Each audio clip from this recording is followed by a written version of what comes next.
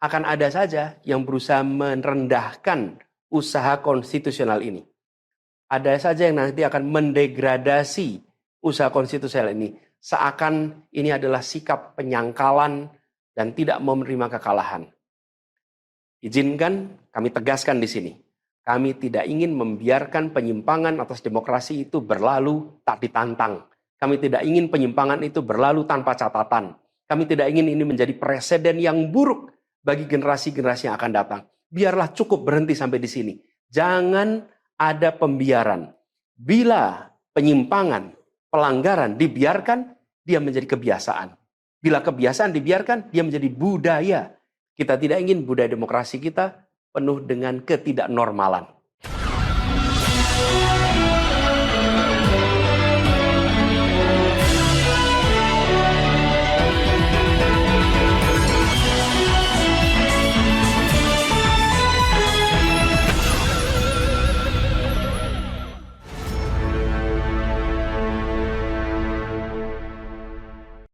Assalamualaikum warahmatullahi wabarakatuh. Apa kabar? Kembali berjumpa dengan saya Hersman Arif dari Forum News Network. Komisi Pemilihan Umum Republik Indonesia tadi malam, ya hari Rabu malam, tanggal 20 Maret 2024 telah mengumumkan hasil rekapitulasi suara nasional dan penetapannya sekaligus untuk pemilu legislatif dan Pilpres 2024. Untuk Pilpres, hasilnya seperti bisa kita sudah duga, bahkan sudah kita duga jauh sebelum Pilpres itu dilaksanakan. Paslon 02 Prabowo Gibran dinyatakan sebagai pemenang Pilpres 2024. Sementara di tempat kedua pasangan Anies Muhaimin Iskandar dan ini paslon 01, dan di tempat paling buncit yakni paslon 03 Ganjar Pranowo dan Mahfud MD.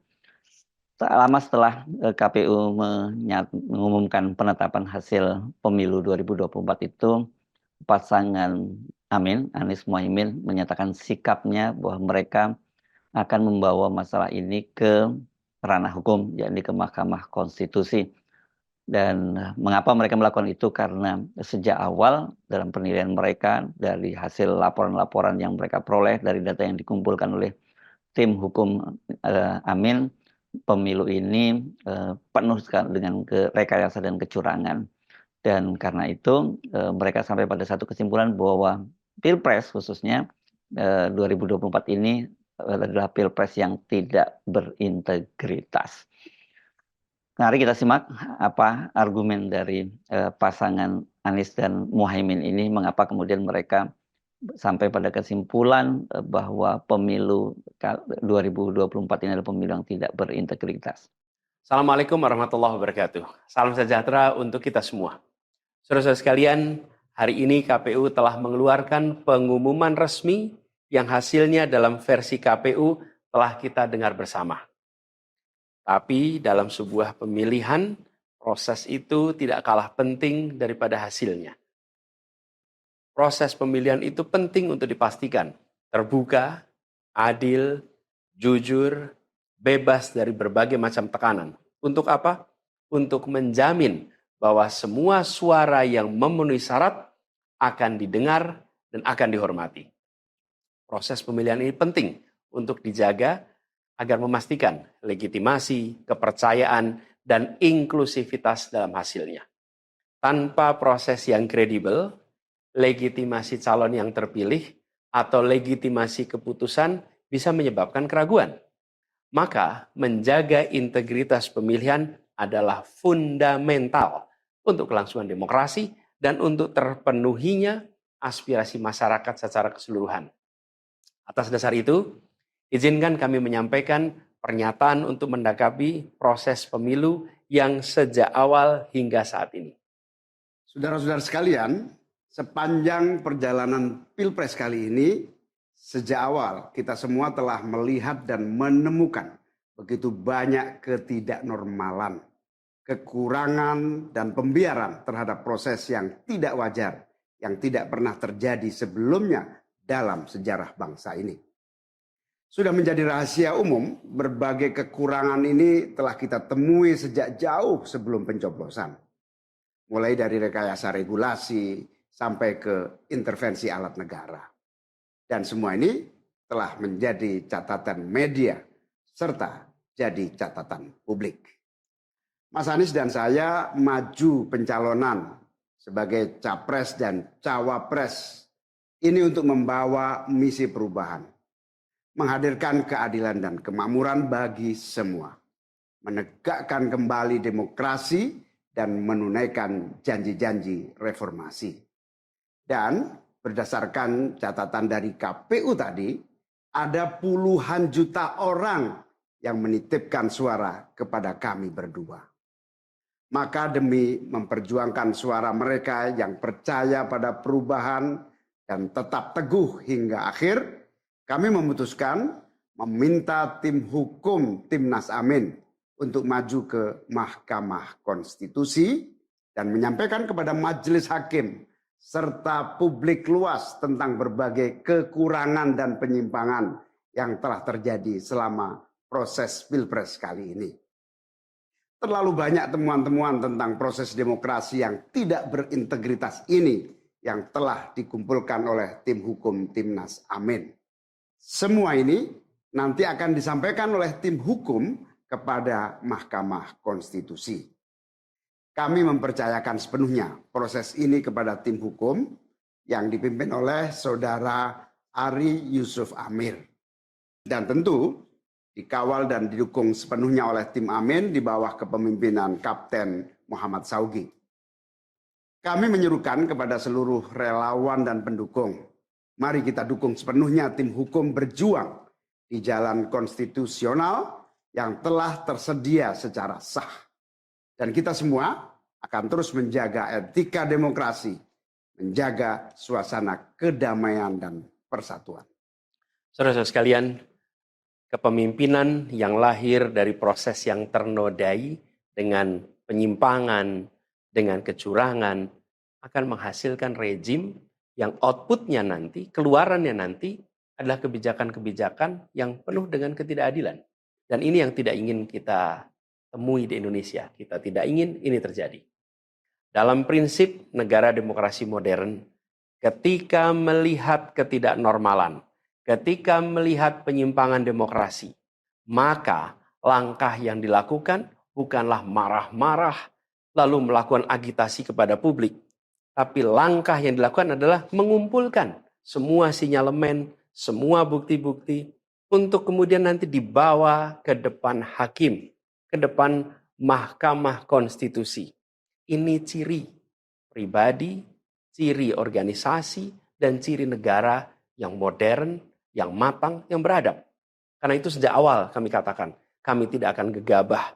Walaupun kami merasakan sejak masa kampanye sampai pemilihan terlalu banyak ketidaknormalan, penyimpangan yang kami alami. Tapi kami memilih untuk mengumpulkan itu semua secara hati-hati, melakukan validasi, memastikan akurat. Kenapa? Karena kita ingin negeri ini, negara tercinta kita ini terus maju makin matang dalam berdemokrasi, makin matang dalam bernegara. Dan ini kita kerjakan dengan keseriusan. Kita tidak ingin proses demokrasi yang terjadi membuat kita mundur mendekati masa prareformasi. Karena itulah kita menjaga semua proses ini secara baik, secara tertib. Walaupun itu semua kita lakukan, akan ada saja yang berusaha merendahkan usaha konstitusional ini. Ada saja yang nanti akan mendegradasi usaha konstitusional ini. Seakan ini adalah sikap penyangkalan dan tidak mau menerima kekalahan. Izinkan kami tegaskan di sini. Kami tidak ingin membiarkan penyimpangan atas demokrasi itu berlalu tak ditantang. Kami tidak ingin penyimpangan itu berlalu tanpa catatan. Kami tidak ingin ini menjadi presiden yang buruk bagi generasi-generasi yang akan datang. Biarlah cukup berhenti sampai di sini. Jangan ada pembiaran. Bila penyimpangan, pelanggaran dibiarkan, dia menjadi kebiasaan. Bila kebiasaan dibiarkan, dia menjadi budaya. Kita tidak ingin budaya demokrasi kita penuh dengan ketidaknormalan. Kita ingin mengembalikan demokrasi kita menjadi demokrasi yang penuh dengan kewarasan, demokrasi yang mengedepankan adab. Ini yang harus kita kerjakan. Karena itulah kenapa kita memilih jalur ini. Karena kita ingin agar pengalaman ini nantinya tidak menular. Tidak menular kemana? Ke pemilihan-pemilihan berikutnya. Baik pilpres, nanti akan ada ratusan pilkada, akan ada pileg tingkat 1, tingkat 2, yang tidak boleh mengalami yang pernah kita saksikan sama-sama. Walaupun kami sadar, kita ini dalam situasi yang tidak normal. Banyak yang menyampaikan kepada kami bahwa kemungkinan untuk bisa mendapatkan keadilan itu kemungkinannya amat kecil. Berbagai pihak mengatakan ini lembaga-lembaga negara yang terkait penyelenggaraan pemilu, terkait penyelenggaraan sengketa, telah terkooptasi oleh oknum-oknum yang sudah terbukti melanggar etik. Bahkan ada yang ketuanya sudah melanggar kode etik berkali-kali, sudah diberikan sanksi berkali-kali, tapi tetap saja dibiarkan menjalankan perannya. Padahal perannya memiliki dampak pada kehidupan seluruh bangsa Indonesia dan perjalanan ke depan negara kita. Meskipun kita dengar itu semua, meskipun kita saksikan ketidaknormalan itu, tapi kami tetap memilih berada pada jalan dan jalur konstitusi. Kami berharap pertolongan Allah Subhanahu wa taala, pertolongan Tuhan yang Maha Kuasa. Semoga Allah bukakan, Allah teguhkan hati para hakim konstitusi itu untuk mereka bisa imparsial, untuk mereka memiliki keberanian, untuk mereka mengambil keputusan yang adil, keputusan yang benar, keputusan yang nantinya akan mereka pertanggungjawabkan di hadapan Tuhan yang Maha Kuasa. Keputusan yang akan mereka pertanggungjawabkan di hadapan sejarah perjalanan bangsa Indonesia, yang akan dipertanggungjawabkan di depan anak cucu mereka di kemudian hari. Ini adalah harapan kita, dan kami yakin insya Allah mereka akan bisa menjalankan apa yang menjadi harapan dari kita semua. Mari kita terus jalankan perjuangan ini dengan menjunjung tinggi etika, menjaga kedamaian dan persatuan. Kita dukung langkah tim hukum, dan kita biarkan segala temuan itu nantinya disampaikan dan menjadi rekam sejarah yang tercatat secara resmi dalam lembaran risalah-risalah Mahkamah Konstitusi Republik Indonesia. Ini biar menjadi catatan, biar catatan pengingat, catatan yang penting bagi perjalanan Republik ini, perjalanan bangsa ini di masa yang akan datang. Seperti saya katakan tadi, jangan sampai ini berulang lagi. Dan izinkan kami mengakhiri dengan menyampaikan terima kasih. Kami sampaikan terima kasih kepada semua yang telah bekerja keras, kepada seluruh tim yang telah bekerja sepenuh hati, dengan luar biasa hingga tuntas, dan kepada seluruh pendukung, seluruh simpatisan yang tak henti menguatkan kami. Kami juga ingin sampaikan apresiasi atas kepercayaan yang diberikan kepada kami. Dan izinkan kami juga mengirimkan rasa apresiasi kepada orang-orang berintegritas yang ada di dalam penyelenggaraan pemilu. Orang-orang yang memilih untuk menjaga integritasnya, yang tahan dalam tekanan, tak goyang dalam iming-iming, tapi tetap bekerja dengan jujur, dengan berintegritas untuk menghasilkan pemilu yang baik. Terakhir, kami ingin tegaskan sekali lagi, apapun takdir yang ditetapkan oleh Allah Subhanahu wa taala, oleh Tuhan Maha Kuasa nanti, kami akan bersama dengan gerakan perubahan. Insya Allah gerakan ini akan terus bergulir, membesar ke depan, dan membawa perubahan-perubahan yang baik, perubahan-perubahan yang diperlukan oleh bangsa ini. Terima kasih, salam hormat untuk semua. Semoga Allah Subhanahu wa taala meridhoi perjuangan kita. Assalamualaikum warahmatullahi wabarakatuh. Saya yakin banyak di antara Anda sama seperti dengan saya juga merasa sedikit terkejut karena pasangan Anies Muhaimin akhirnya memutuskan untuk maju membawa ke Mahkamah Konstitusi. Kenapa? Karena memang saya kira sudah terbentuk semacam persepsi yang merata di semua publik bahwa lembaga-lembaga hukum kita dan juga lembaga penyelenggara pemilu itu ya memang tidak bisa lagi dipercaya karena mereka adalah bagian dari alat rezimnya Jokowi untuk melegitimasi pemilu kali ini ya. Karena itu banyak yang menganggap bahwa ya akan sia-sia saja kalau itu dibawa ke Mahkamah Konstitusi. Toh itu memang sudah desain besar dari mereka, skenario besar dari mereka, memang apapun caranya pemilu ini harus dimenangkan oleh mereka, khususnya Pilpres ya. Dan tadi kita simak juga Anies memberikan penjelasan mengapa mereka tetap membawa masalah itu ke ranah hukum. Sekaligus ini sebenarnya uji coba gitu.